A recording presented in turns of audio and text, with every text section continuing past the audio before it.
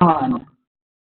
I'm going to switch on the webcam, but probably switch it off a bit later so that obviously the sound and obviously the communication is quite clear.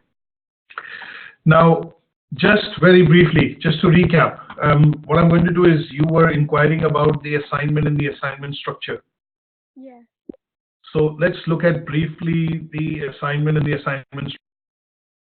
What I'm going to try and show you is maybe an assignment brief for this unit, and then I'll show you a sample assignment that you can look at.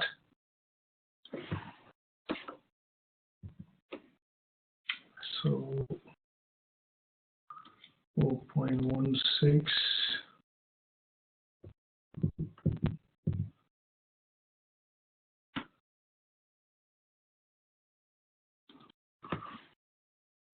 Right, so just to magnify this. So that's the assignment brief, okay? Which obviously comes to us from the awarding organization. So obviously assignments are set in this case by ATHE. In the case of Edexcel, when you've done your level 3, you must have noticed that the college that you're doing the assignment from, the course from, actually writes the assignment, and Edexcel then approves it. But what happens in the case of ATHE is they give us the assignments, which obviously we then use, and obviously all the learners actually attempt the same assignment. Is that okay? Yeah. You have to put the ATHE logo at the top. No, you don't need to put that ATHE logo, no. I'm just going to quickly now open one of the assignments which would have actually passed, and the student would have submitted that to us a bit earlier. So that I'm just trying to see if I can pull out the same unit, from one of our from previous visits.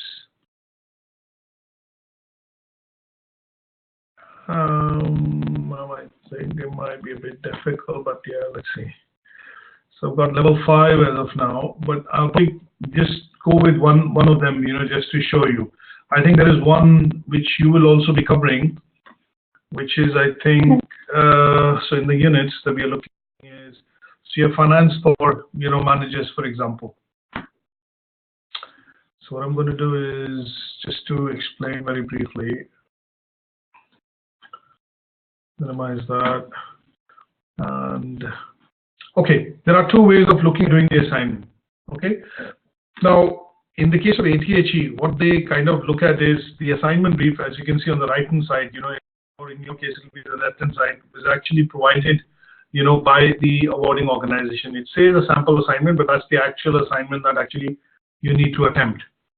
Now, what they do in the assignment is they give you a bit of a scenario or a context to, kind of lay in a bit of foundation so that when you're attempting the tasks, you actually keep the context of the scenario in mind while you're attempting it. Okay. So in this case, for example, the communications unit, what it is giving you a scenario of is there is a care agency called ATHE Home Services, which has a number of staff, and they take care of a number of operations for giving services in health and social care. Now, this particular company is undergoing some sort of a restructuring, as you can see here briefly. And what they are looking at doing is they're actually looking at laying off a number of staff. That means they've been asked, the company is downsizing essentially. So what they're asking you to do is basically look at achieving an efficiency of 25% reduced budget from the overall 125,000, just to give you a scenario. And as an operations manager, so when you're attempting the assignment and the tasks, the task you assume is that you are the operations manager for ATHE Home Services, and considering these changes which the board wants you to implement, they will ask you to attempt these tasks. Right? Yeah.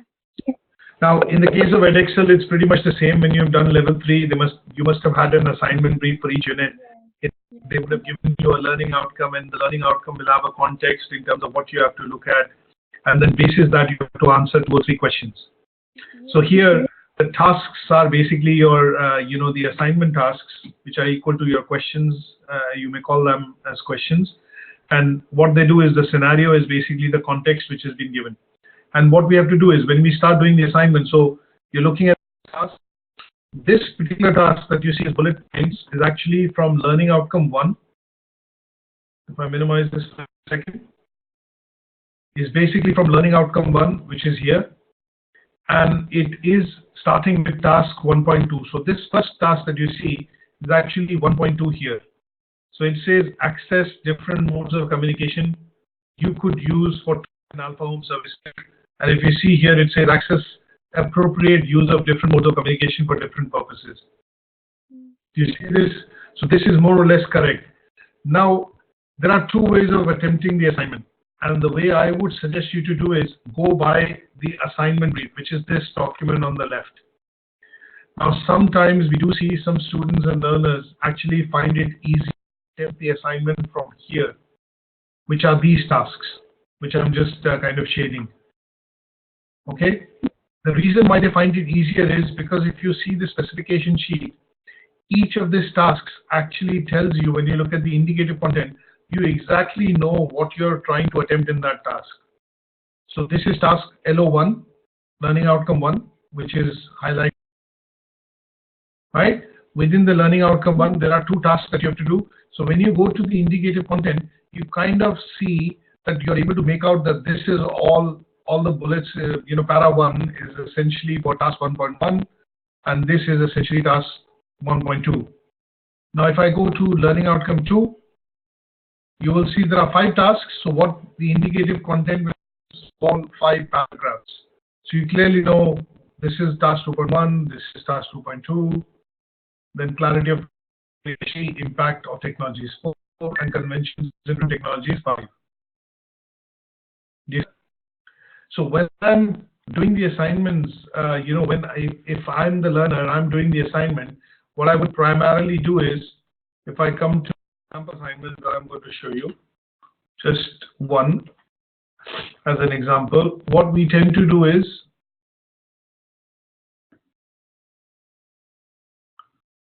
so you write task 1, okay? And then you basically find this task and you write it as it is from the assignment brief, which is this. You write it here. And then comes in the report format. Now, what this bit basically consists of, the one which I'm trying to now highlight, is actually coming in from the indicative content of the unit. Are you able to follow that? Yeah. So this particular learner, for example, has attempted, for the sake of ease, are you comfortable with this, or I'm just going to try and pull out maybe the assignment brief for 4.9, so that you can actually correlate the tasks as well.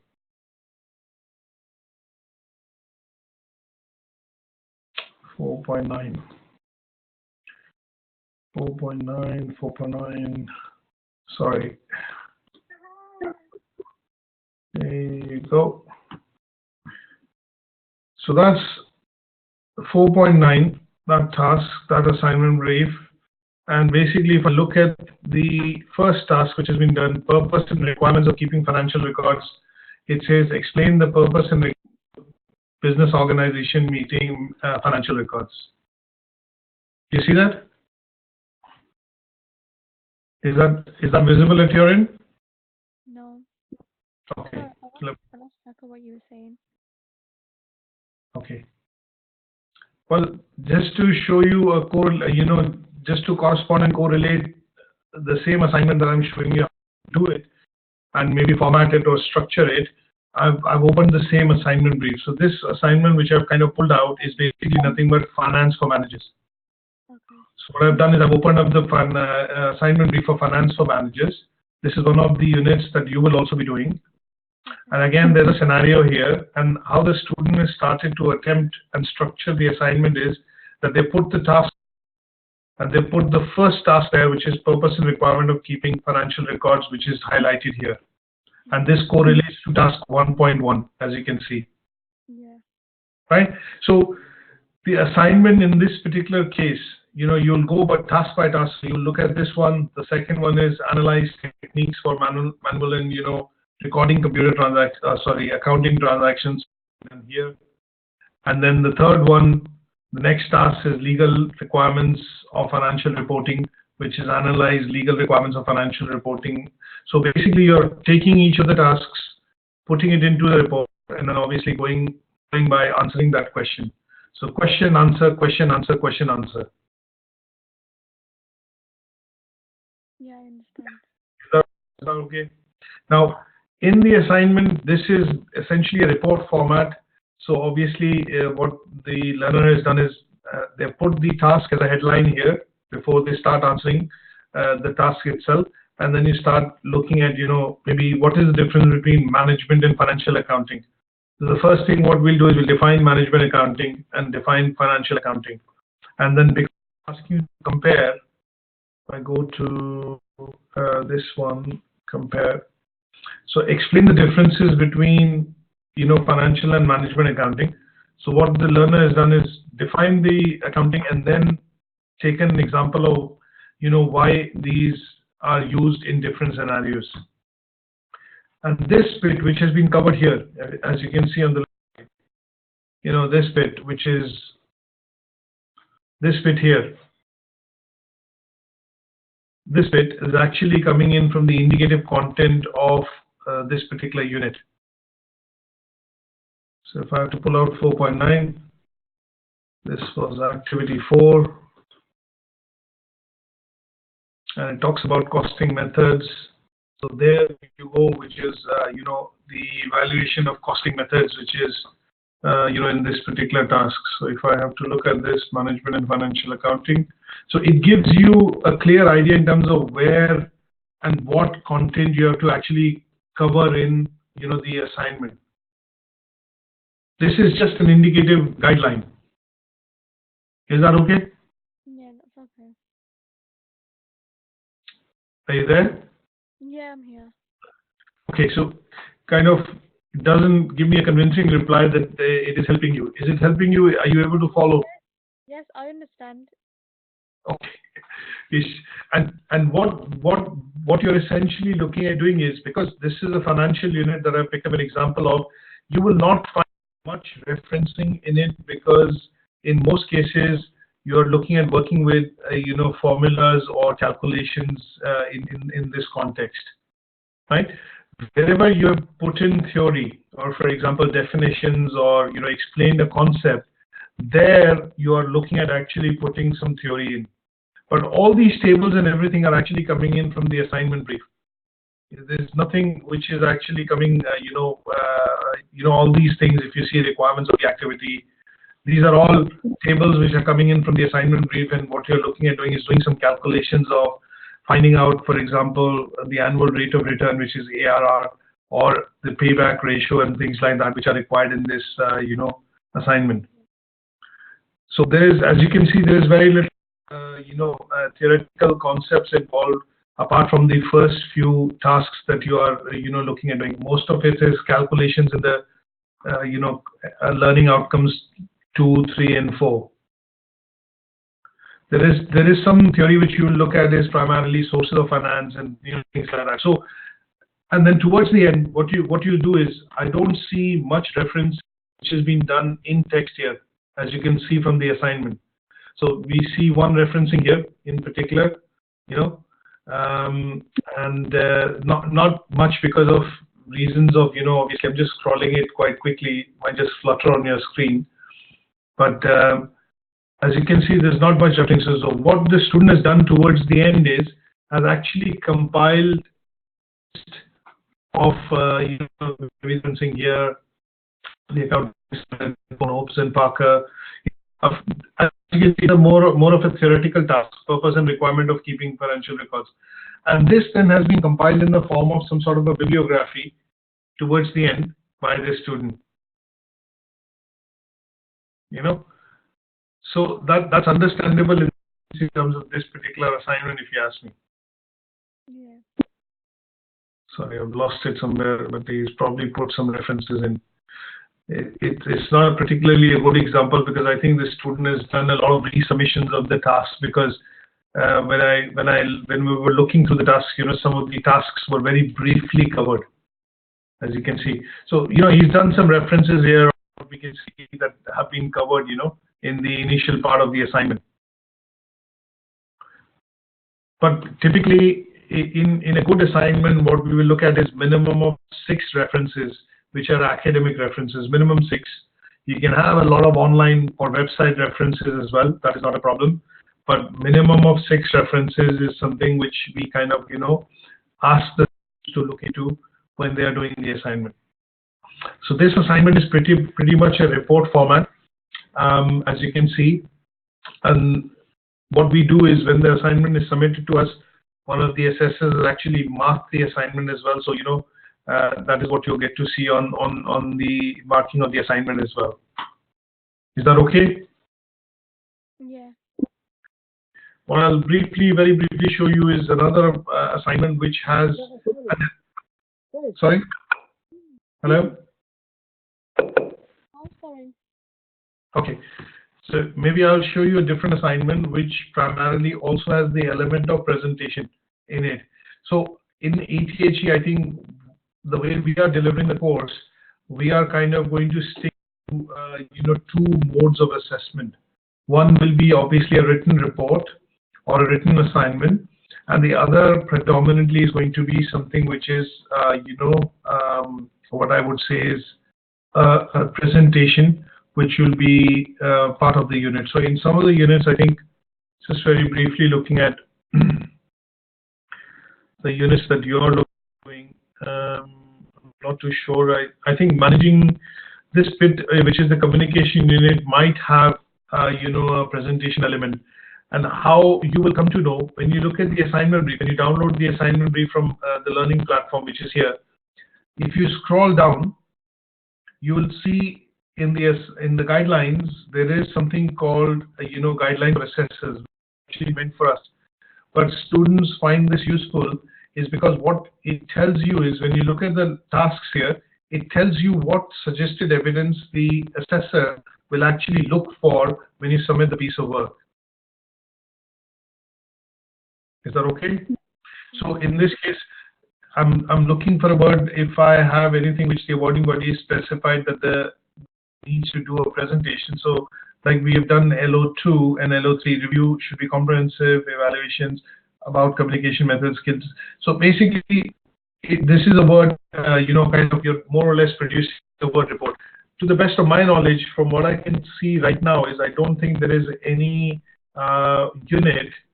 I'll double check, but I don't think there's any particular unit that will require to look at maybe a presentation. So most of them are, I think, going to be word reports or word assignments. Is that okay? Yeah. I'm just going to try and briefly show you. I can pull out something. Give me 1 second. So 5.5, just to give you an example, this is a unit which is managing communication at level 5, similar to the unit that we are doing, which is communication in health and social care. So the difference is the context. But in this particular unit, as you will see, that we will also have an element of one of the tasks or activity 1, for example, in this case here, as you can see, is actually required to be done as a presentation. Yeah. Right? So the learner will basically make a presentation which will be observed by one of our assessors. Say, if you were looking at making the presentation, what I will do is I will pass you the presenter control.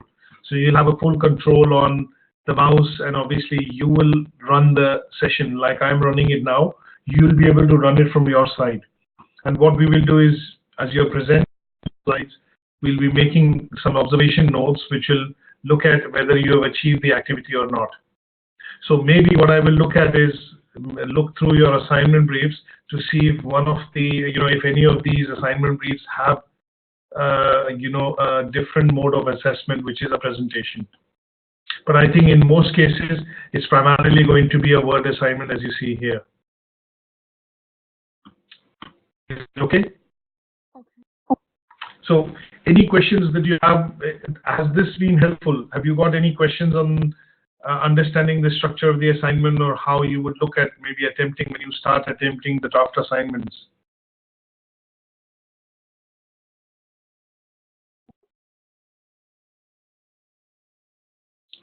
So do you have any questions at this moment on this particular thing, the structuring of the assignment? Well, Yeah, I'm asking you, sorry, if you have any, do you have any questions, or is this, is it clear enough? yeah. So any questions on this? No.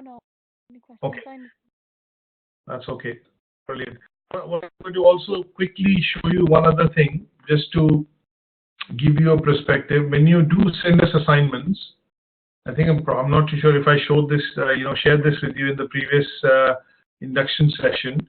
But when you send us a Word assignment, what we are going to be looking at doing is, I'm going to be trying, the assessors will essentially give you feedback by looking at Word review. So, for example, if the task meets the criteria, this is absolutely fine. As you can see, this particular task, you don't need to do anything in this. This is meeting the criteria of ATHE. But in some tasks, if you do feel that there are things which are missing, or there are things which have been which have been missed out, then we will give you a direct feedback to try and include things. So that will be something which will be a formative feedback to you to try and work in those areas to include that in the task so that it meets the criteria. Is that okay? Are you able to see this clearly? Hello? Are you still there? Hello? Yeah, so sorry, what I was trying to show you is, have you been able to understand this? Yeah. So we'll try and give you some feedback, which will be more or less directive, and it can be coming across to you in the Word document, so that before the final assessment, you will have the opportunity to be able to, look at feedback so that you are able to improve the assignment for submission. Okay. Okay. I'm going to try and close this document now. And we'll go back to something that we were looking at, obviously going through today. So just going back to, so if you recall, we had done, the role of technology in communication in the last session, which is what we had covered, which was learning outcome 2, which was here. Correct?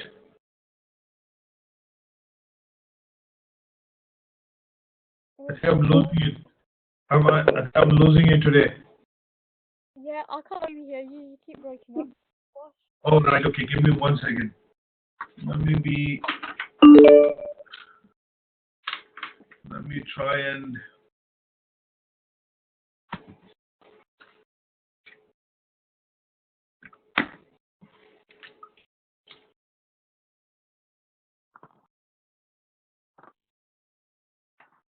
Right. Is it better? Are you able to hear me better now? Yeah. Right. Okay. I'll try to put on a. I think it should make a bit of difference. Are you there? Are you there? I'm here. Right. Okay. So if you recall in the last session, when we basically looked at covering the role of IT, or information technology in communication. So what I'm looking at doing today is, look at the learning outcome 3, which is understand the key features which are required by health and social care professionals, for communication. And these will basically look at covering tasks 1 to task 3.4. Is that okay? Yeah. Now, I've got a handout here, which I'm going to email to you in any case after the conversation, but just to very briefly go through. If you recall the presentation that we had covered, the communication cycle actually consists of 3 main elements. So we have somebody who's there, then we have somebody, we have the message in the middle, and then we have the receiver. And sometimes when the receiver asks a question or raises a concern, that is passed on as feedback to the speaker or the originator of the message. And that was nothing but the communication cycle, which is reflected here that you see. Is that Argyle? Got it? Should I make it a bit bigger? Is it better now? Is it visible? Yeah, the cycle. I think one like that this other person created, Argyle's communication cycle. Yeah. So just because this particular chapter or the learning we're covering, actually we'll hover over one or two learning outcomes. So this particular handout will cover some of the things that we have discussed before. And I'm just going to refresh as we go along to try and cover that up. So that was the communication cycle that we covered in the first session. After that, when you look at, specific issues or, how do it specifically in the health and social care context, if I look at the example of a surgery, for example, when you visit a surgery, when you visit your local surgery, what you are basically visiting the local surgery is because you want to be able to either you're not well or you need some medication or you're picking up, say, repeat medication, something like that. Now, the kind of communication which happens between you and the registered nurse there or you and the doctor falls within the remit of having communication within the health and social care context. Now, most of the communication that you do, how do you start a conversation? Either you make say a sentence, or you ask a question, and the other person on the other side will listen to you, and at some stage will either respond back in the form of an answer, or will respond back to you from a point of view of answering the question that you've asked. So you imagine yourself, you've gone into the surgery and you've said, okay, I need an appointment with a doctor. The person at the reception will actually look at the appointments diary, and what he or she will do is essentially say, okay, when do you want the appointment? You have that conversation, you say, okay, I'm comfortable, can I get something on Tuesday at 3:30? And she will check the diary and she'll say, okay, yes, you can make that appointment at 3:30. She gives you a slip, which is a confirmation of the appointment, and then you go away. This form of communication, which typically happens at the surgery, would kind of fall in the remit of being verbal communication. You're speaking to the person directly, and the person is able to respond by answering your questions, and this then becomes something called verbal communication. Now, when we look at non-verbal communication, these are things that we have covered in the past, but going to refreshing some of these things in order to cover the learning outcome 3. So in non-verbal communication, what you do is you do communication through different mediums, and in some cases this involves use of body language.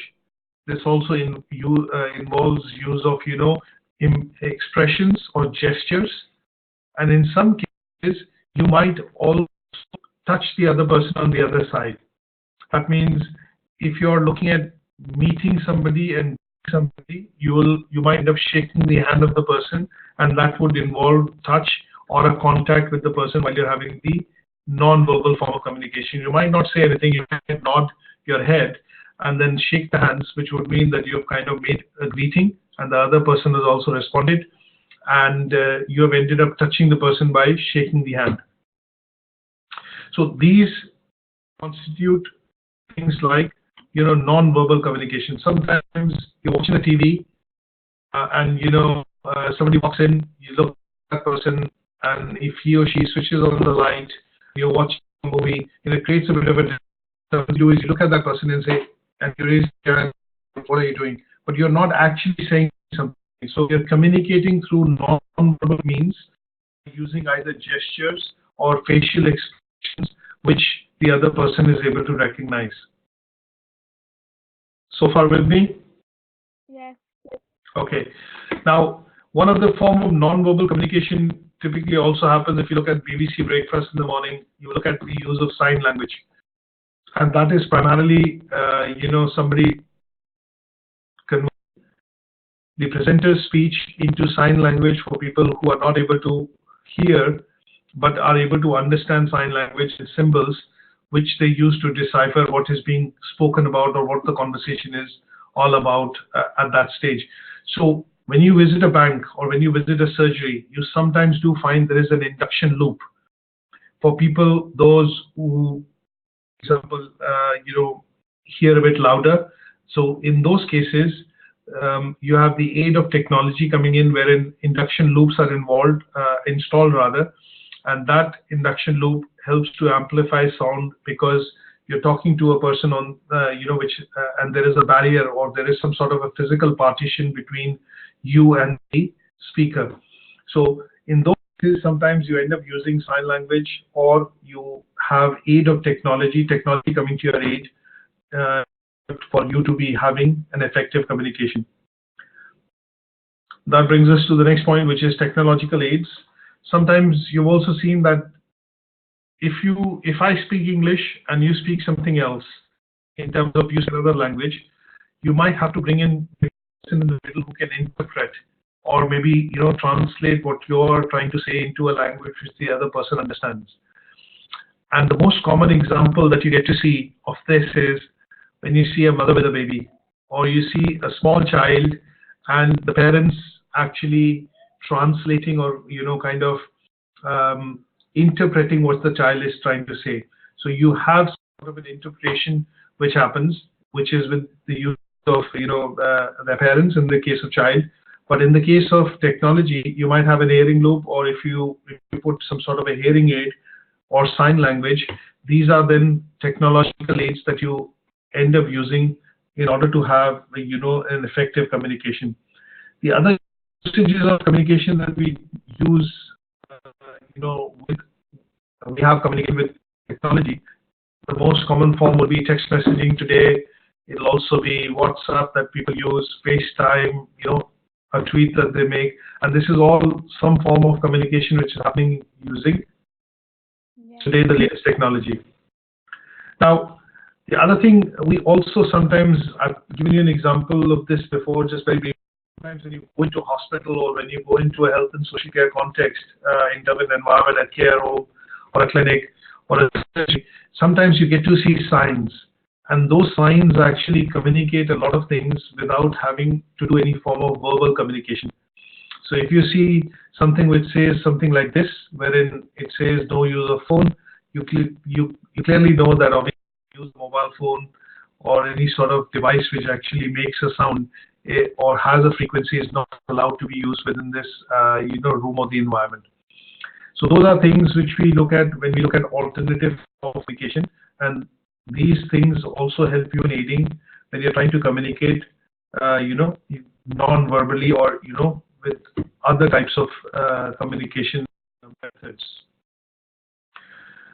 I won't go into this one-to-one communication, the context of listening, because as you know, a conversation involves speaking, listening, it also involves interpreting, and it also involves understanding and then a feedback. So that's a 5-stage process, and sometimes you have to communicate in a certain fashion or in a certain tone of voice because you want the message to be perceived as an important message, or convey, for example, in this case what they've said is convey empathy or condolences, for example, in a case when you're trying to break a news which is unfortunate for that patient or for the person.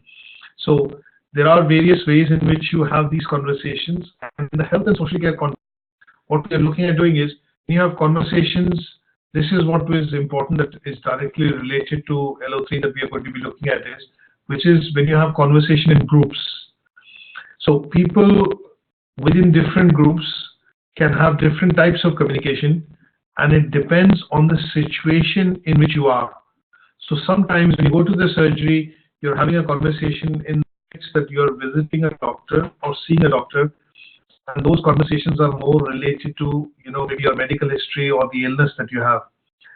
The same conversation in a group can be in a different context if you visit, for example, a school, and you might have a conversation with the teacher, and as a parent, when you have that conversation takes a very different context in terms of having it to understand the progress of your child in the class, or how the child is performing and things like that. Some of these conversations which we have within the health and social care context are conversations when you look at, for example, the first bullet point, which is a report or a handover meeting when it is discussed between individuals.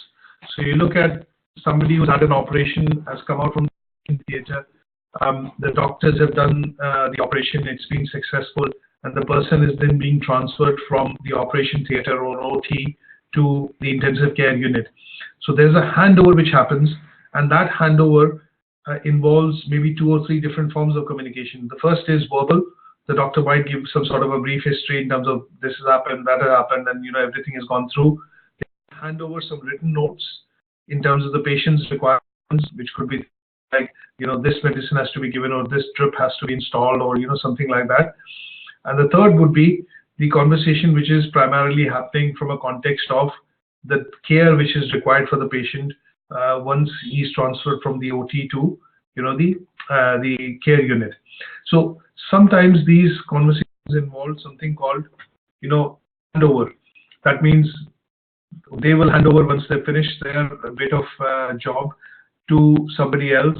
And the handover is important is because they want to make sure that everything is being captured which is required for patient recovery or patient care. These handovers do happen when you look at discharge meetings. That means the patient is discharged, you've recovered fully. They might give you some basic things which are written in a written format. That would be that this medication is to be continued for so many days. These are the precautions you need to take. There are some cases, if you've had a disability or you've had a fracture or things like that, they might recommend you to join some activity back and see a physiotherapist for therapeutic use. That means you're going to be looking at getting taking on some classes for some exercises to enable movement of the bone or something like that if you had a fracture. And in some cases, you also have meetings with the relatives and the key care person within the organization, because it's something quite serious and the patient needs maybe some additional care. So the manager in the organization or the doctor will essentially end up having a conversation with the relatives or the close family members, and that would involve having a conversation to give them reassurance and to ensure that the patient is taken care of in the post-operation, postnatal care, something like that. Is that clear? Yeah. Okay. Now, when we look at the context of health and social care, there is one very important context comes in which is getting involved in conversations is that in most cases, when you look at other professions as against the medical profession, you have touch as the most important aspects of having communication.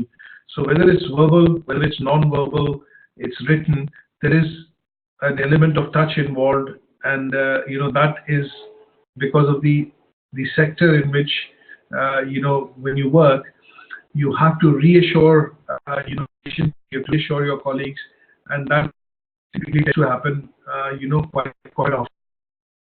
So that is an important element. You have either verbal communications or you have communications in group when you have meetings and things like that. You normally end up reassuring the person when you touch them or you pat on the shoulder, or obviously have that in the group. Now, having looked at the types of communication and how they are done with of health and social care to a certain extent, we need to understand what are the barriers of communication, and this is something that we covered previously in learning outcome 1 when we looked at the appropriate channel of communication, and we also looked at what are the barriers. Now, this has been summarized in this particular chart. Sometimes we look at barriers which are barriers because of technology. There could be barriers which are barriers with regards to the person speaking a different language or having a disability. But in the case of health and social care context, I think what is important would be to look at these barriers when these are barriers in the context of this field. So disability, cultural differences, health problems, emotional distress, and in some cases jargons or signs which are used within the context of the hospitals and the National Health Service, you will find that these then sometimes become barriers because the patients are not able to understand, maybe having a look at the image, then what does this image imply? So if I just go back very briefly here to this image, sometimes I won't understand, I can understand this means no smoking.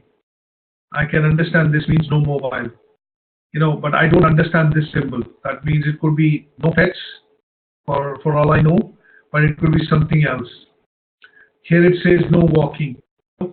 That's what I can decipher, but it might be something else. So in those cases, when you look at these kind of symbols within the health and social care context, or when you look at within the hospital, for example, sometimes these those images or wordings which have been used can also become barriers. Is that okay? Yeah, that's fine. Okay. Now, going forward, some of these barriers are explained in a bit more detail, and I think some of them are self-explanatory. So when you look at foreign language, cultural differences, if you have a female, for example, if you have a lady or a girl which is going to see a male patient, male doctor, in some cultures, what tends to happen is the husband might want to accompany when she's being looked at, or is having a conversation with the doctor. In some cases, language could be there. That means the person might not be able to understand or speak English quite well, or maybe the language quite well, and in that case, a person might help out, to kind of, I would say, translate if the language becomes a barrier. Sometimes, the dialect of the language. So if you look at the Glaswegian accent, people who are Scottish, they use certain type of words, and their dialect is slightly different. When you look at Liverpool in particular, again, sometimes when you look at the Welsh accent, the dialect is quite different, and that could also be a barrier considered, from a point of view of understanding when people speak English. All of us speak English, but some of us have very different accent or a different dialect, and kind of looks at maybe creating a barrier sometimes when you're not that fluent in that language. Now, distress and emotional difficulties also be a barrier. If you can think of things like if you're under stress, or you've had a bad news, or maybe you've already had a news, and that then kind of becomes a barrier because you are already stressed out, or maybe in a situation thinking of something else, and you're leading up to this particular activity, and those kind of things can also look at creating difficulties, wherein in some cases it could be extreme, that the person can have a heart stroke or heart attack. You can be depressed for a prolonged period. It could lead to mental problems, or when people have mental health problems, those are kind of emotional difficulties or barriers that you also encounter when you're dealing with patients, or dealing with customers within the health and social care context.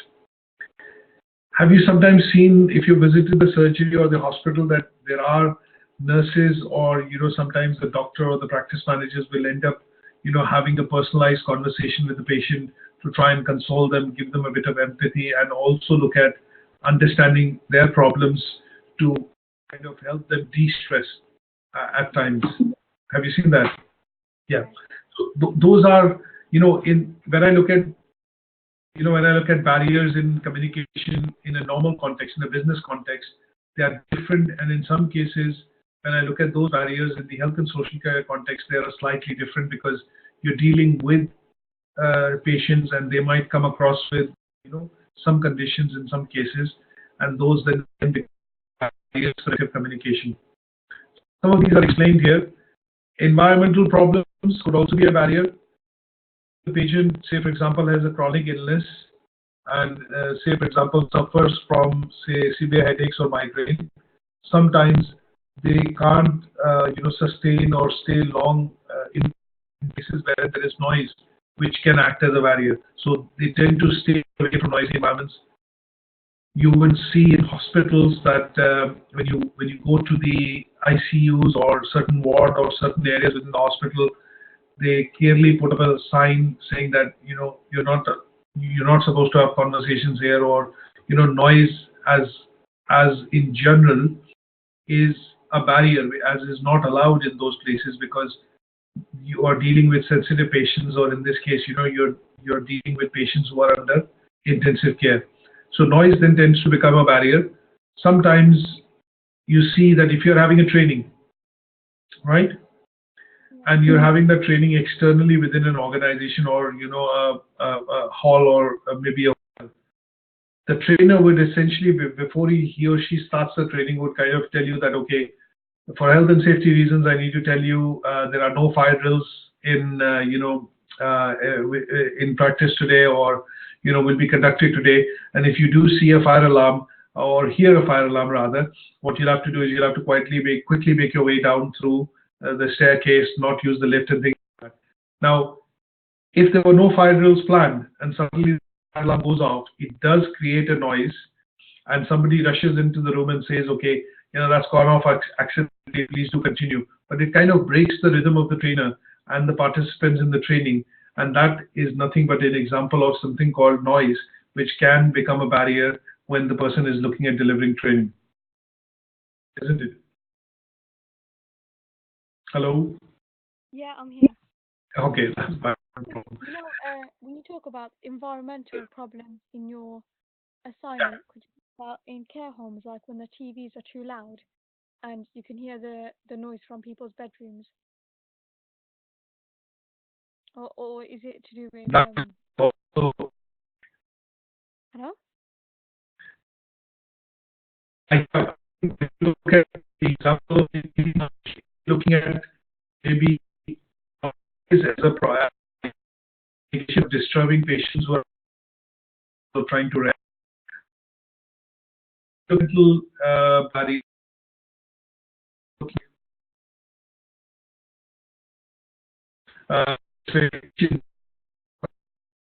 Like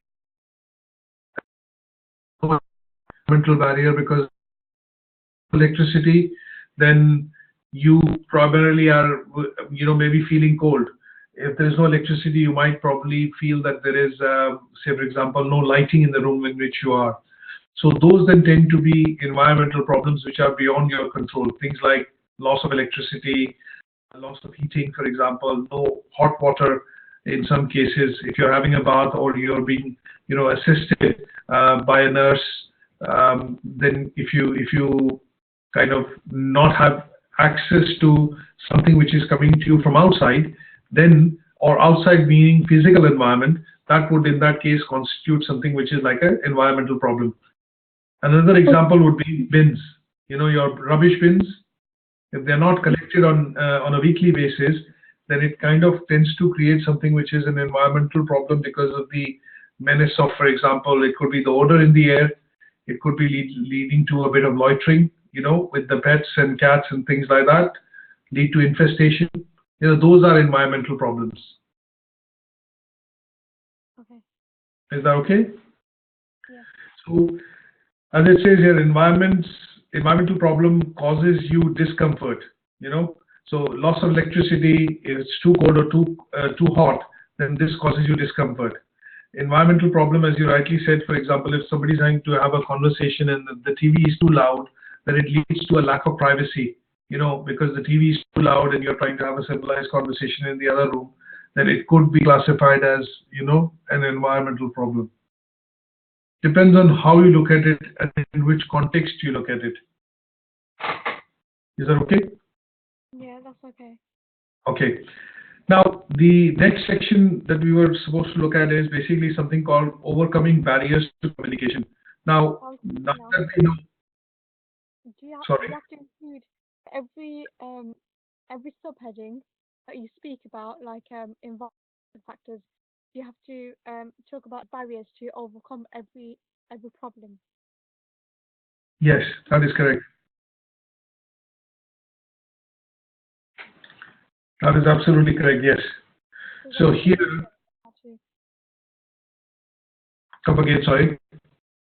No, just solutions on how to overcome, like a couple of solutions for each. Yes, spot on. Yes, spot on. You're spot on that. So obviously, after looking at the routes of communication, verbal, non-verbal, gesture-based, communications, we looked at how to have effective communication, and now you're looking at barriers. And after that, we are looking at barriers. If there are barriers in communication, how do you overcome barriers. So some of these, few pages will talk about basic things like, how do you adapt to the environment? Say, for example, in this case, it is talking about making changes to the physical environment can actually improve communication, and physical changes would mean you replace or enable, good lighting.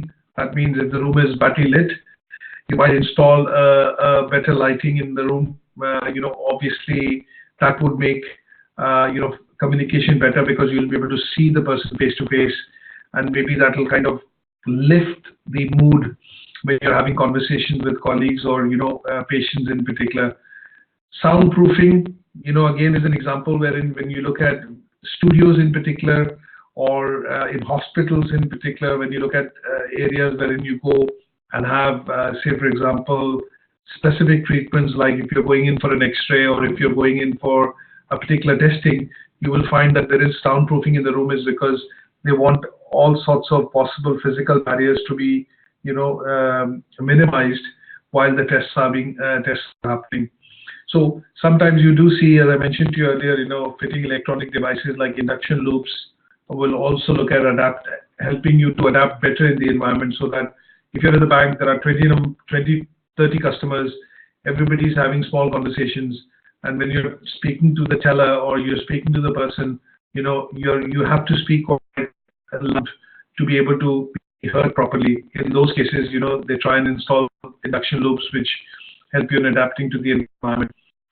Similarly, sometimes when you're looking at language as a barrier, you will see that a lot of signs in locations are always put up in, multiple languages or maybe different languages, so that they are able to appeal to a lot of people who see language as a barrier, which they can look at. Maybe you look at, say, Arabic, for example, you look at Urdu, for example, you look at English, or you look at, say, Polish, for example, and sometimes some of these signs in places wherein important information needs to be displayed is actually done in different languages. And this is to do so because sometimes when you look at the signs, you're able to understand, and you do not need an interpreter or somebody to kind of change or communicate that in your language that you speak fluently, because you're able to see that in your own language. Sorry. So you're able to see that in your own language on the wall or on the notice board, because it's been put across in different languages. So here it explains this particular picture, or the chart actually explains how you can reduce barriers in communication. So sometimes you look at reducing noise. Sometimes you have to speak slowly and clearly so that the other person which is called adapting to the pace at which the learner is able to understand you. Sometimes you display signs, clear signs, you improve lighting, you install induction loops, and in some cases you have to involve interpreters or people who are able to translate that in a different language, or maybe explain that through sign language to the person who is not able to hear, has a hearing problem. Now, going forward, effective communications, we looked at the 7 C's of communication which are important, and those 7 C's, apart from those 7 C's, in the health and social care context, I think one of the key things that we have to look at is we have to use empathy on the use of empathy or gestures and touch in particular to communicate certain type of news or breaking of the news has to be done, and that involves looking at making use of certain techniques which help and communicate that kind of gesture to the patient or the other person that you're having a conversation with. And in those cases, what we look at is let's put it this way, the importance of use of facial expressions, eye contact, empathy, the tone of voice, and the pace and the content of your speech. The careful selection of the words that you speak actually becomes very important. Now, it might not matter much when you have that conversation in the business context or in a different context, but within the health and social care context, it becomes very important is because sometimes you will see the doctor, you'll see the nurse, and she will communicate more to you through the eye expressions or through the eye contact rather than speaking to you verbally.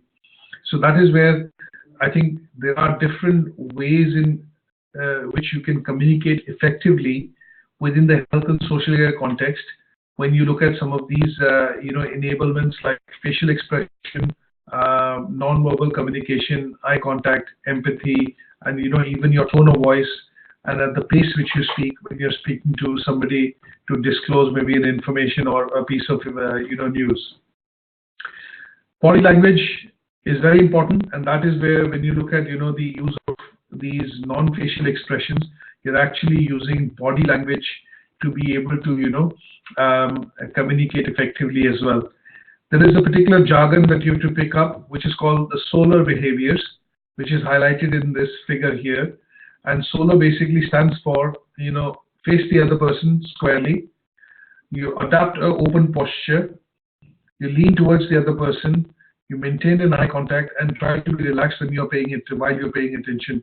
So this particular behavior, when you are in a meeting, when you are in a group, say for example discussion, or when you are having a conversation with a group of colleagues, the use of body language and this particular model, which is called the solar behavior, is used by a lot of psychologists in particular to try and decipher that whether you are able to fit within the environment to have an effective communication or not. Are you going to be sympathetic?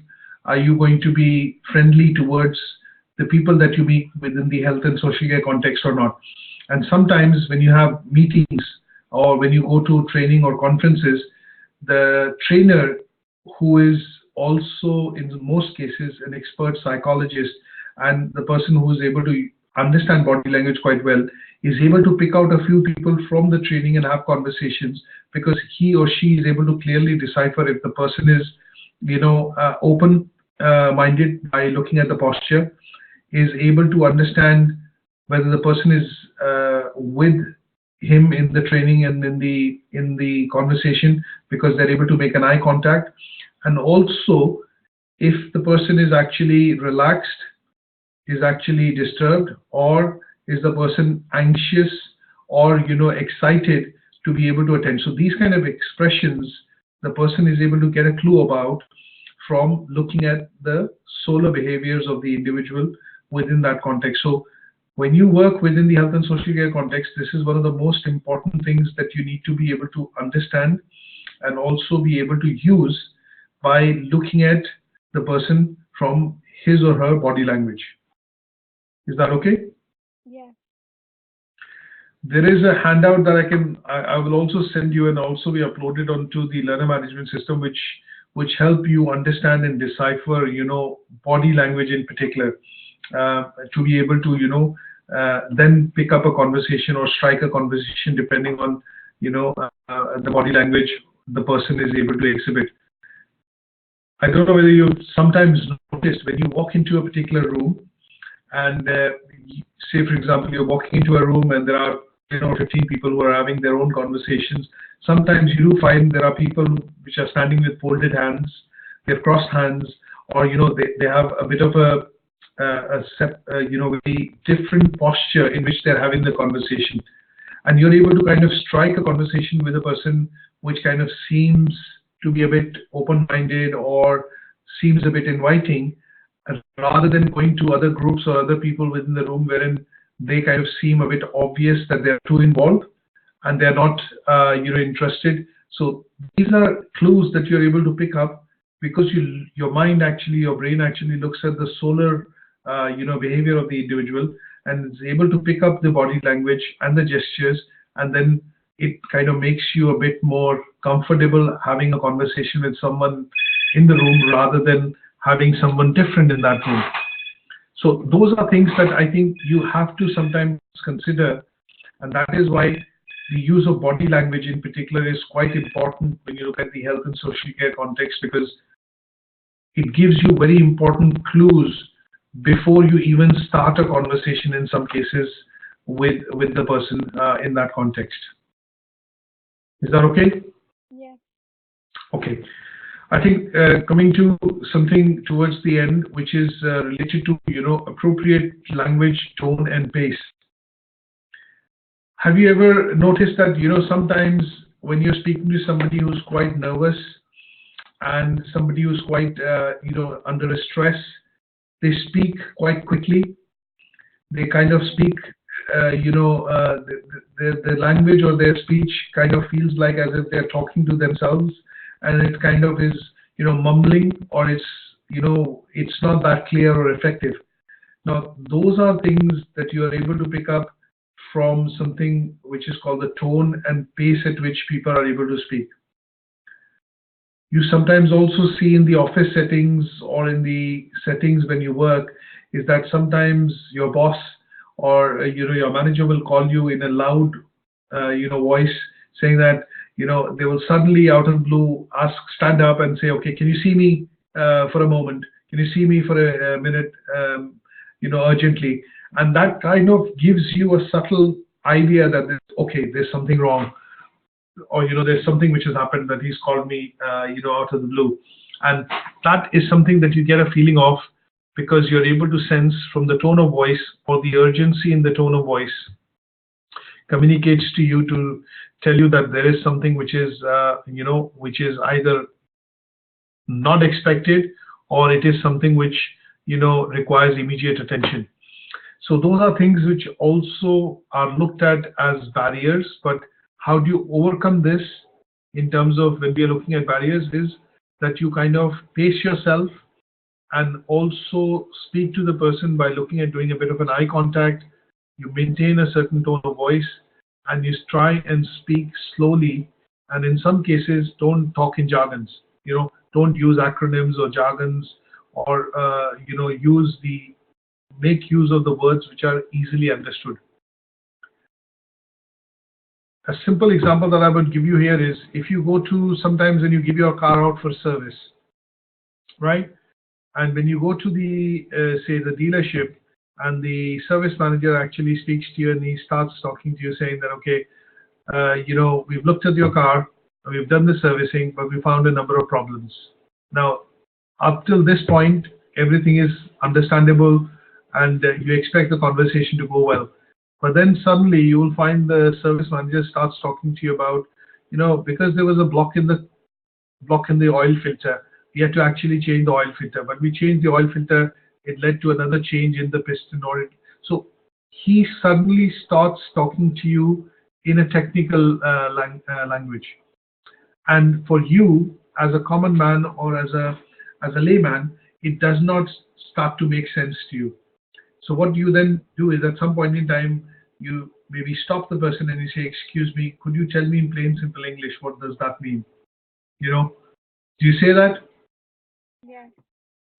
And in the case of health and social care context, you might have that conversation wherein the doctor is trying to explain to you, maybe the illness, or maybe some background about the illness, or, a condition. And because of the lack of knowledge, or because it's something that you do not encounter on a daily basis in your day-to-day routine, you find that to be a bit of a barrier, because the message becomes too technical, or the message becomes too complex. And you ask the doctor to kind of simplify this. Can you simply make me understand, what does this mean? And those kind of conversations, when you have, are conversations that you have because you're trying to overcome a barrier by not using maybe jargons, or maybe too technical language which the patient or the person is not able to understand. So the use of appropriate language, obviously, and also the tone and the pace at which you speak, obviously kind of then helps you overcome a barrier, or maybe helps you, put your point across to the person in a much more clearer and effective way. This is something you must have noticed in our conversations quite a lot, clarifying or repeating. Yeah. Isn't it? Well, it turns out to be a bit of a monologue, but sometimes I have to keep asking you, are you able to hear me? Are you with me? Are you there? Do you see that? Yeah. So this is something which, you have to do, and these are lines which you have to kind of speak, so that it is a bit of reassurance, and there's also a bit of clarification saying that yes, the person that you're speaking to is able to understand and is able to then move along with you in the conversation in terms of his or her thoughts. In your case, so that I know your thoughts and you're able to follow this particular topic that I'm having a discussion with you about. So clarification or clarifying or repeating sometimes also helps to overcome the barriers. So if I say something quite quickly and I say that and I repeat that again, then that is to reinforce and also to reassure that by repeating the conversation or the sentence that I'm talking about is kind of, removing the barrier if you've not been able to hear me, if you're not able to hear me well, or in some cases, if you've missed out on the meaning of what actually I'm trying to speak. Is that okay? Yeah, that's fine. Good stuff. So the term is parroting or repeating the points so that it helps you kind of do away with or overcome the barrier. Now, this table actually neatly summarizes, the benefits of effective communication, and in some cases you have to pick up, the jargon, which is for caseworkers or care workers, sorry, and for people who are within the health social care context in terms of providing services. So, effective communication helps carers to give and receive information that is relevant to individuals' care and well-being. You will be talking to a particular person to explain, the benefits of the medication or maybe, the information which is required for them to, come out of that illness or maybe get well. So some of these things we get to see, which are predominantly done in the case of patient-doctor relationship or, conversation as a practitioner or as a social caregiver to the patient, and you see these kind of usage of the methods of communication, whether it's verbal, whether it's non-verbal, whether it's body language, whether it's physical touch. You will find that this helps to communicate effectively in the health and social care context in particular for communication. Okay? Right, so this is where what I'm going to do is basically, this is where I'm going to stop. And what we have looked at in particular is, how, let's put it this way, in particular what we've looked at is that we've looked at certain basic types of communication that we do, which is within the context of health and social care, whether it's between the patient and the care professionals, whether it's in between the practitioner and the care, worker. These kind of communications and the skills that you need are important because the communication in this context is slightly different when you have it in the context of business or maybe other, kind of situations. And there are certain elements of these communication that you have to bear in mind in order for that communication to be effective. Things like the tone of voice, things like empathy, and things like, for example, eye contact, sorry, which basically help make the communication quite effective and also shows your caring attitude and gestures toward when you're having these conversations with the patient or the customers. Is that okay? So any questions on today's session? No. Just so it's today's session just covered 1.3. This covers learning outcome 3, yes. 1.3 or the whole thing? No, learning outcome 3. It covers the learning outcome 3 in particular from 3.1 to 3.4. Oh, okay. Is that okay? And I'm going to primarily email you this, but in addition to that, I'm also going to send you a presentation, which is a couple of slides, which covers, some of these tasks and talks about, in particular, the related things that you need to know when you're having formal communications within the health and social care context. Yeah. So Is it okay? when you're handing the assignments, is it all in? So all of the put on the deadline, all of the assignments from learning outcome 1, 2, 3, and 4 will be handed in at once in the end. Or Good question. It's a good question. Now, this is something which is, I would suggest that you need to suit your style, because what we do get to see with most learners is that what they will do is once we finish the unit and they've done their bit of reading and understood and gone through the content in particular, most learners try and attempt the full assignment. But it's a good idea to start to look at after every session, if it is easy and convenient for you, to also start looking at doing these on a task-by-task basis. So if you've had 3 sessions on this particular unit, you might want to look at covering just learning outcome 1 to do a bit of a draft, then do learning outcome 2, and then look at learning outcome 3. So this will help you progressively build up your full assignment on a task-by-task basis. But depends on your comfort factor. I think some learners that are currently with us, they would primarily wait for the whole unit to be finished, and then what they would do is they will attempt the assignment and submit a draft to us for feedback. Yeah, I prefer it as all, submitting it.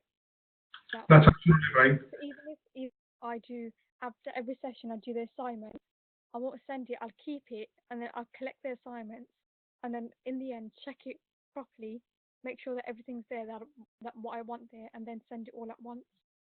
Yeah, that's absolutely fine with me. I don't. I think it is something, if it suits you, we are fine with that. Okay.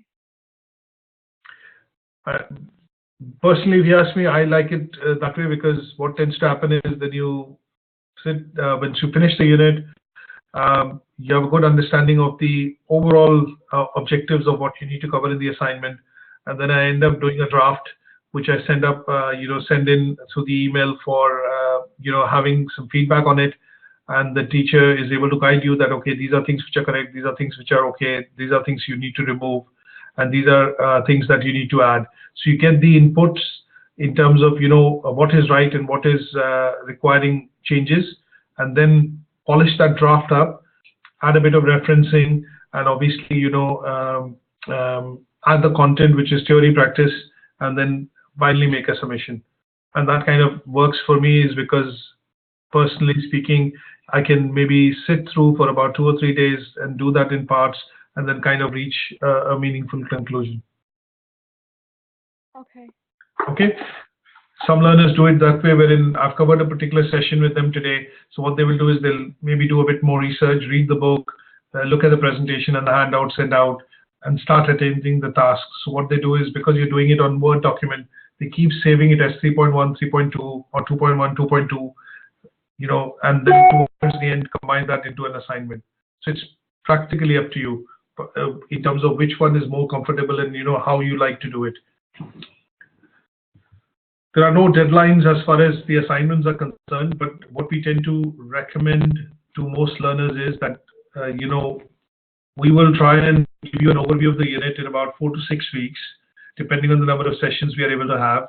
And once that is complete, because you have the whole unit which has been delivered and it's fresh in your mind, and obviously you just covered it, I think it's a good idea to basically attempt the assignment just after that, rather than leave it towards the end of the completion of the course, because then you tend to forget and you have a lot of units to cover.